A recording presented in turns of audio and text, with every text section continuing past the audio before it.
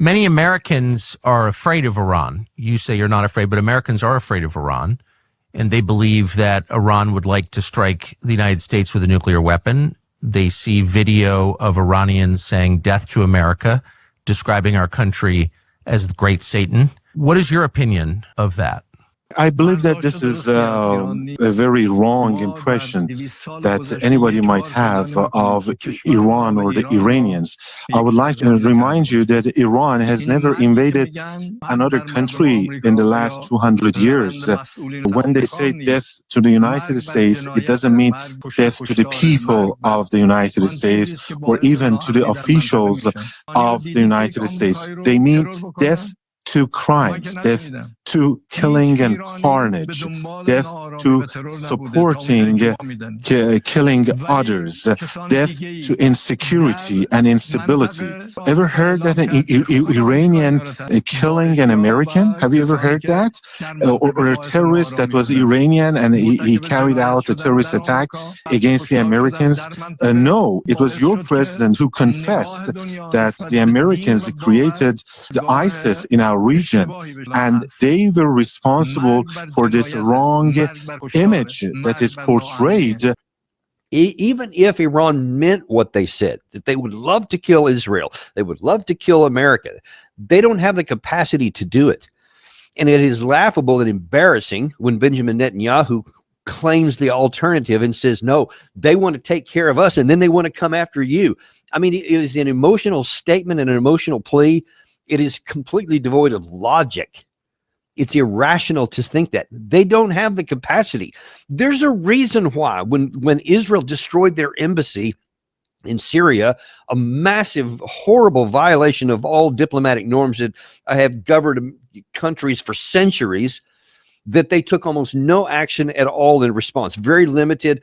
That's the time. I think it was in April of 2024 when Iran sent like 350 drones and a handful of old missiles, telegraphed that they were coming, made sure that everybody knew where they were coming, and everybody had enough time to shoot them all down. They were the drones that anyone could shoot down because they're slow, etc. The missiles were old, as we saw evidence, and Ted Post will explain to us. A great many of the warheads literally disintegrated and were falling apart on the way down, implying that they were the old ones. But again, most of those things fell and were targeted in areas where they were designed not to create casualties because Iran is weak and they didn't want to get into a war. Again, they show with their actions that they are weak. They have some capacity, and they also signal that, and then they've demonstrated it, but it's still limited capacity. They still don't want to get into a war because they will get pummeled and hammered. If they get into a full-on war with Israel and the United States, it's possible that the regime would be destroyed because we have so much firepower that we could cumulatively bring together that the life of their regime would be at little risk. So they don't want to do it because they can't do anything to stop it. They're not strong enough. Therefore, they're not going to attack somebody else and destroy America because they don't have a fraction of the power necessary to do that. They don't even have the power to do more than harm us in the region, but not to destroy anything. All they would do is prompt a retaliatory attack that would be multiple times worse for them than anything they would have to the United States. So in terms of reality, this whole death to America thing, you can believe him or not can believe him. I don't know. I can't say with any certainty what the case is. What I can tell you and what you need to take away from this is that they can't make good on it anyway. Ergo, it is foolish to attack somebody and go and blow up a country and kill a bunch of people because they say something that you don't like and something that they can't make good on. There's no international legal or ways to do that. You can't justify it anywhere else. Just saying something is not illegal, and it's not threatening to. If some little kid comes up to, Mike Tyson or something and says, "I'm going to beat you up," Tyson's going to go, "Okay, well, I don't really like anybody to talk to me like that, especially some punk little kid or whatever." But he can't do anything about it. I mean, the kid could just wind up and, kind of hit him in the leg, and the guy wouldn't even feel it. I mean, he just wouldn't be able to do it. Same kind of thing here. We can't kill somebody because they say something we don't like. Bottom line. One of the other things he said in that clip was, he said, you know, and how many times have you seen us kill you guys? I mean, you guys have killed us a lot, but we've never killed you. Well, there is some evidence out there, by the way, and this is from a 2019 article in Military Times. It says Iran killed more U.S. troops in Iraq than previously known, the Pentagon says. And that's repeated oftentimes. You hear a lot of people say, yeah, that's why we have the justification to go after them, because they killed Americans. Well, it's not quite so clean cut. When you look at the actual argument, the actual claims in that article, they say during Operation Iraqi Freedom, DOD assessed that at least 603 U.S. personnel deaths in Iraq were the result of Iran-backed militants. Navy Commander Sean Robertson, Pentagon spokesman, said the deaths are attributed to proxies sponsored by the Islamic Revolutionary Guard Corps, Iran's elite military force that protects the regime from internal and external threats, i.e., not by the Revolutionary Guard Corps, not by Iran effectively, but by their proxies. And we've been having trouble with their proxies really ever since this time. They're hitting our troops all over the place. Lots of rockets and drone fires have been launched against our troops there, etc.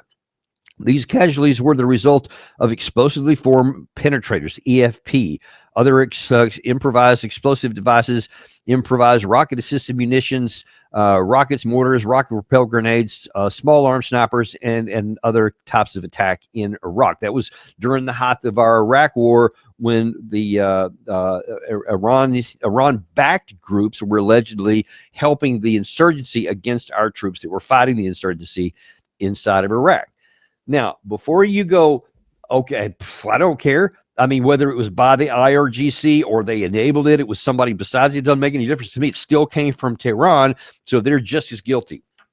You might want to hang tight on that for just a second, because if you want to argue that and the justification for holding Iran responsible for what their proxies did, then you also have to hold us accountable for all the Russians that have been killed because of the Russia-Ukraine war, or Brits, or Germans, or Frenchmen, etc.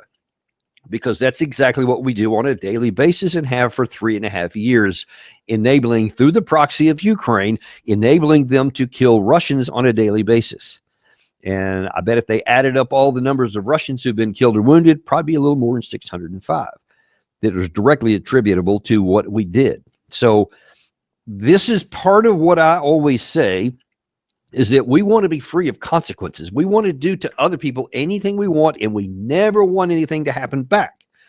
But now then, here we see something that happened in 2005-ish period time frame that somebody was doing back to us what we do. And of course, we've been providing, I mean, we did the same to the Mujahideen against the Soviets in the 1980s, et cetera. So this has been going on a long time. We did it with Iraq against Iran, et cetera. We've supported proxies all the time to kill other people. And so now then, according to information here, the Iranians, through proxies, helped kill American troops who were in the middle of a war fighting against the insurgency there. So if you want to condemn Iran and say we need to go to war with Iran, then you need to be a little bit careful, because you may unwittingly be laying down the logic and the framework for the Russians to say, hey, we should be coming after you guys. We should come after Americans and Frenchmen and Germans and Brits. We should come after all y'all, because you provided the capabilities for our countrymen to be killed. So the whole what's good for the goose is good for the gander kind of thing applies, whether you want it to or not. Don't care if that insults anybody, hurts anybody's feelings, not a problem for me, because this is the reality. You cannot want the reality to be true. You cannot want that to happen. You can want the double standards in your favor to always exist, where we can help proxies all over the place kill other people, but damn sure that none of them can do it back to us. You can hold that position, but no one cares. Nobody, the other side is not going to not do it because you want separate standards for you and the rest of the world. It doesn't work that way. If you take action, there are going to be counteractions. There will be consequences, whether you want it to be or not. So if you don't want that to happen, don't help the other side out by giving them justification to help kill Americans. That would be a really good place to start. If anybody comes after us directly, then by all means, that's why we have a military. That's why we have a police force. You go after anybody who does illegal things to us, who uses military means to come after us, then by all means, seek retribution and correct that situation, or provide deterrence, etc. That's the proper use of military. But helping other countries kill the soldiers of those we don't like, and then being upset when other of our adversaries do the exact same thing to us, you can be upset about it, but you're helping to foster that situation when we do that. That's just the truth.